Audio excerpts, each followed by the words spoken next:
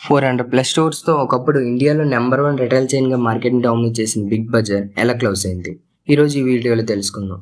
2001లో కిషోర్ బియానీ గారు first big Bazar స్టోర్ని కోల్కతాలో open చేశారు. స్టార్ట్ చేసిన వెంటనే హెవీ డిస్కౌంట్స్, క్రేజీ ఆఫర్స్తో కస్టమర్స్ని అట్రాక్ట్ చేశారు. పీపుల్కి అది షాపింగ్ కాదు, ఒక బెస్ట్ ఎక్స్పీరియన్స్ అయింది. జస్ట్ 10 ఇయర్స్లోనే 250 స్టోర్స్ వరకు ఎక్స్పాండ్ అయింది. 2019 వచ్చేసరికి 400+ స్టోర్స్తో ఇండియాలో నెంబర్ 1 రిటైల్ చైన్గా మార్కెట్ని డామినేట్ చేసింది. బట్ అయినా సరే బిగ్ బజార్ ఎలా ఫెయిల్ అయింది? ఫాస్ట్గా గ్రో అవ్వాలని లోన్స్ ఎక్కువ తీసుకొని స్టోర్స్ని ఓపెన్ చేశారు. ఎక్స్పెన్సెస్ పెరిగాయి, ప్రాఫిట్స్ డౌన్ఫాల్ చూశారు. అప్పుడే ఆన్లైన్ షాపింగ్కి ఇండియాలో బూమింగ్ స్టార్ట్ అయింది. అమెజాన్, ఫ్లిప్కార్ట్ లాంటి కంపెనీస్ ముందుకు వచ్చాయి. బిగ్ బజార్ డిజిటల్లో స్ట్రాంగ్గా ప్రిపేర్ అవ్వలేకపోయింది. ఫైనాన్షియల్ ప్రెషర్ ఎక్కువైంది. స్లోగా సిస్టమ్ని బ్రేక్ చేసింది. 2020 కరోనా వల్ల లాక్డౌన్ వచ్చింది.